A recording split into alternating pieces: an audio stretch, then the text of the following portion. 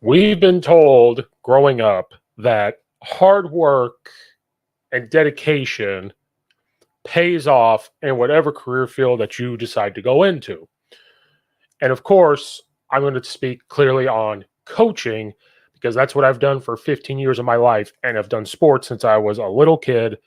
And ever since you're a little kid, you are told you work hard, you do the extra things, and so on. You will continue to move up. And we are told there are steps in the progression of the job field that you decide to get into. Now, always exception to every rule. This does not happen with all jobs. We know years ago that if you graduated with a college degree, more than likely you could be hired as a higher up of a higher management or a supervisor.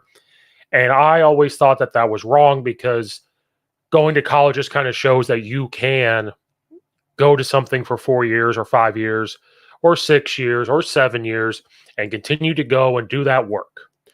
That's considered kind of doing the work and moving up in steps. But to people that have been working in a job for 20, 30 years and they hire somebody over them just because they have a college degree, not always looked that way.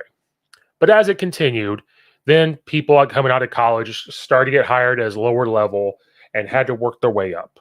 That's the American dream, right? You work hard, do those things in the field that you're doing, and you can move up. That's what we've been told our whole lives. And I agree with that.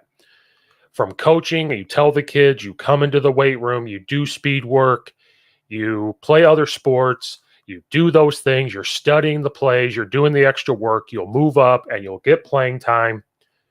That's what we tell them. In the coaching world, we see it all the time. If you look at like college football, you become a GA or you become a volunteer, you learn the ways of how to do it, you do things the right way, you move up. Nick Saban is one of those examples. GA, and moved up and moved up and moved up and moved up because he learned how to do things and learned the grind, which I hate the word grind, but learned how to do those things. And then moved on to the NFL, then came back to college and was able to move up and be the head coach or a defensive coordinator and do things the right way. You look at other people, Dabo Swinney, he was a GA, moved on, became a wide receivers coach, had to become an intern head coach and see if he was ready to do it, and the rest is history. Kirby Smart, Lincoln Riley, Mike Leach, Hal Mummy. I can go on and on and on about how most people have to climb the ladder. You can look at the great Phil Jackson, who had to coach outside of the NBA, come coach inside the NBA, learn how to do it, get the opportunity, and go.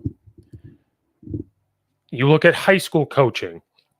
Most of the time, you start at the freshman level or JV level, work your way up, coach different positions, and then just depending on your situation, then you can maybe become the head coach or play caller one day and put in the time and the work. That is what we are told, right? That you work hard, go through everything, bam, you'll get your opportunity. I believe in that because we still do it. I became an offensive coordinator, found out I didn't know enough. Situations happened, moved to a different town, and had to start all over and start to work my way to hopefully one day becoming that person again. But if it never happens, I went through the grind, been doing it for 15 years. That's what everybody does. You look at corporate America, you look at this. Some people catch breaks, and sometimes it works out. Again, always exception to rules. But exception to those rules are very risky. But then when you move on, and we're going to stick with sports, professional sports, the NFL, the NBA, college, Major League Baseball. If you hire a head coach, you are taking a risk no matter what you do. We all understand that. You can hire an assistant coach and you're going to take a risk because they have no head coaching experience. You could hire somebody with no head coaching experience, no coaching experience whatsoever, and take a risk. You could even hire a college coach that has won a national championship or has won a lot of games, and you are still taking a risk. There is risk to everything, but you have to look at the risk versus reward. Which one is greater? Is the risk worth the reward? Is the risk higher than the reward? Or is the possibility of your reward higher than the risk you're about to take? And when you come into the professionals, it's not like high school where I know $10,000 is a lot of money, but if you're going to pay a head football coach $10, $11, $12, $13,000 as a stipend, that's still a lot of money. But that's nothing compared to millions of dollars that you would pay somebody. That's an expensive risk. So you better be sure that you are taking time to look at this. And that's the situation we have right now with the Los Angeles Lakers. It was announced yesterday that they are going to hire JJ Redick as their new head basketball coach. So let's break this down. A lot of people are happy for this.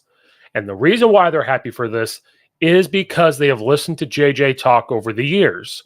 He has played, obviously, in the NBA, played for Coach K at Duke. Pretty sure he knows a lot about basketball, right?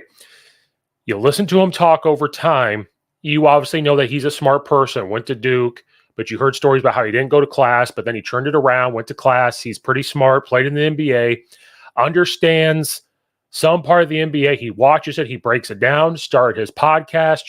You listen to it, you listen to how he talks about it. Yes, you understand X's and O's, and you're watching it, and you're able to break it down maybe better than the average viewer. Then you start a podcast with LeBron James to really break down offense or defensive schemes. That stuff is good for fans to see. He got into TV, started to become a member or a guest on First Take, started to now broadcast some games. To me, those worlds are separate from each other. So let's just focus on his media side first. He started to become a guest because he seems to know a lot about basketball. He's very vocal. And then he would come on and debate people. And at the very beginning, he would say exactly what I thought JJ Redick would say and stick to his own opinions. Then the more he stayed working for ESPN, the more he started to sound ESPN-esque and started to kind of lean one way or the other. Then you listen to him on Shaq's podcast, you thought that it would be more JJ Redick. It was half JJ Redick and half ESPN JJ Redick. And started to lean that way. But then he's moved up and he started to broadcast games, everything else. You listen to people in the broadcast world, they start as like journalists, they work for local places, they can work for a local team, whether it's college or then the pros, and then it moves up and moves up. You start to do better, everything else. Then when you look into the coaching world, how does the broadcasting world, because you might know a little bit about basketball from watching it, actually translate to coaching? So the Lakers have decided that because JJ Redick seems to know a little bit about X's and O's, that he seems to be the right fit to be the head coach and has never coached a day in his life. I'm going to tell you right now, it's awesome that he understands a little bit about what the players are going through because he played in the NBA. But when you turn to coaching, you will find out very quickly on the coaching side of things that you do not know. You're going to learn very quickly that it's not just X's and O's. How are you going to get these grown men that are being paid millions of dollars to play hard and trust you and motivate them? You can draw up any play in the world you want, but how are you going to get them to execute? Are they going to believe in you? How are you going to handle losing? Those are things that you learn as an assistant coach, because as an assistant coach, you are doing the grunt work. You are watching a head coach do things, and you're implementing those into your own DNA, as we say, and then tweaking them for your own sake, because most assistant coaches one day want to be a head coach or one of the top dogs. If you stick to like football, you want to be the DC or the OC or the special teams coordinator. Because some people may not necessarily want to be a head coach, but that usually is what that means. You stick to high school. Some guys don't want to be a head coach. In college, most likely, maybe they do, or want to be one of the top guys. In the NBA, you want to be the associate to the head coach. You want to be in charge of maybe the defense. You want to be in charge of the offense. You want to have these responsibilities. You learn it, and some learn more quickly than others, and they move on quicker.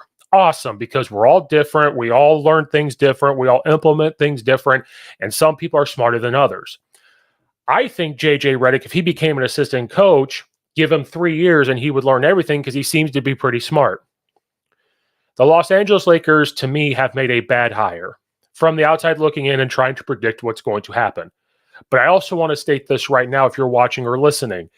If he goes on and does well, I will come back and say I was wrong, because I am different than the other pundits of CBS, ESPN, Fox Sports. I will tell you I was wrong. He denied all odds, and this was one of those diamond in the rough situations, or, like I say, exception to the rule.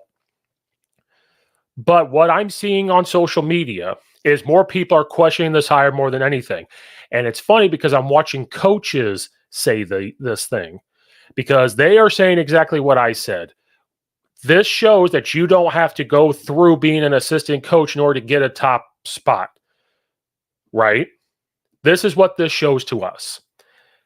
And that's going to be the big question mark here with JJ Redick, is how are you able to come in and motivate and game plan and scout and make the right decisions and subbing in and out? How do you adapt to another coach that's been doing this for a while that all of a sudden change up his defensive schemes, changes up their offensive schemes, moves people around, different matchups?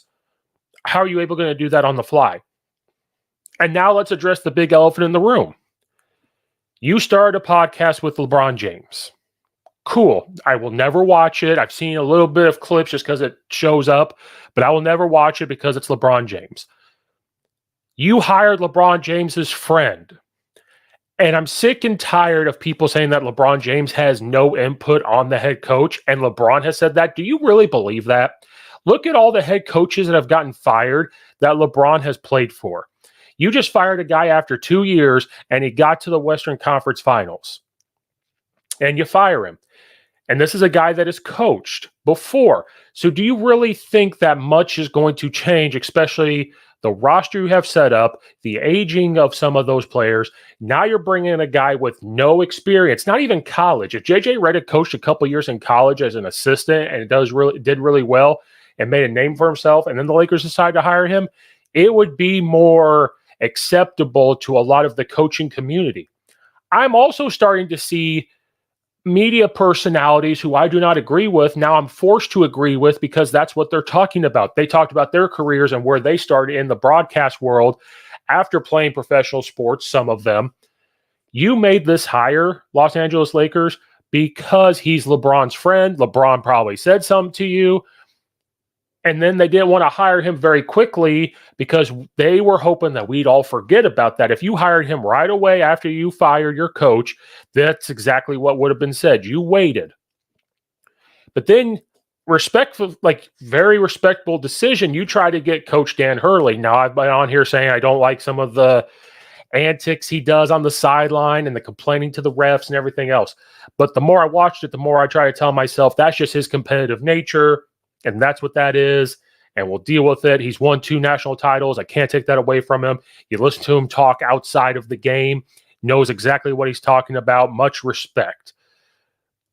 He decided not to take the job. And whether that's because his family likes where they live, he feels like he's got the thing set at UConn, why would he leave?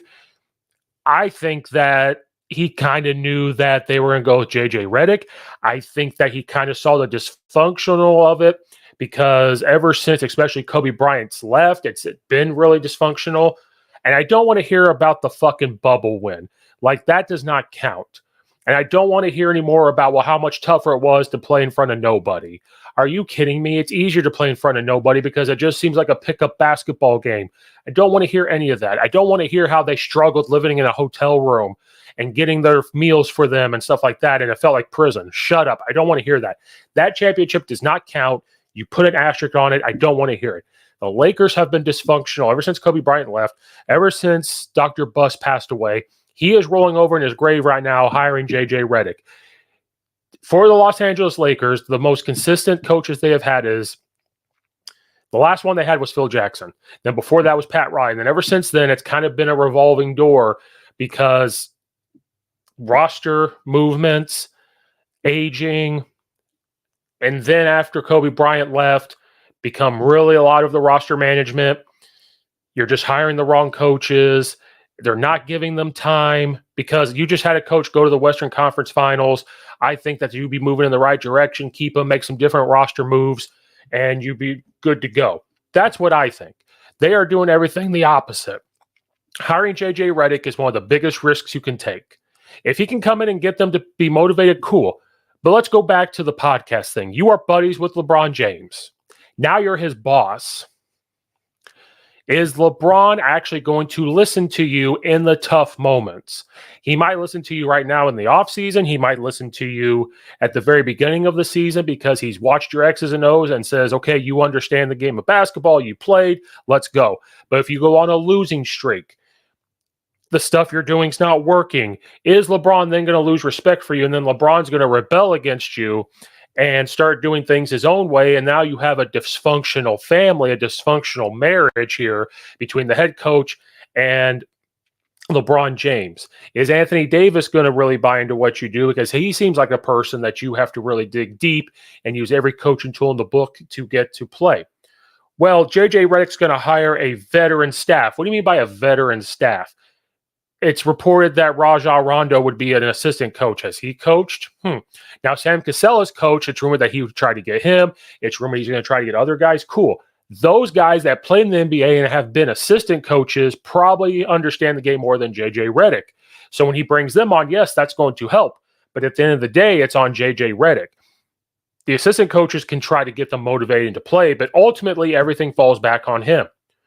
There's a lot of part of that job that JJ Redick's not going to know. He's going to have to learn. And there's going to be a lot of growing pains because he did not take the time to go be an assistant coach to learn these things and then get the head coaching job. So this time that he's been doing the TV stuff and all that stuff, if he really wanted to coach, you think he would have jumped into it right away. This is a slap in the face to a lot of people that have worked hard to become assistant coaches and learned things the right way and adapted things to not get a head coaching job opportunity, and you went straight for JJ Redick. You went to JJ Redick because he's on TV. People know him. You thought it was going to be this blow-up sexy hire. What I see, more people disagree with this hire than agree with this hire. And again, I will admit I'm wrong if they do well. But I don't see them going any further than what they have been. If they are at the bottom again trying to get a play-in, which I hate the play-in for the playoffs, just take the top whatever and go with it. I don't like the play-in thing. They did that for LeBron James. Then LeBron James doesn't like it because of play-in and he lost.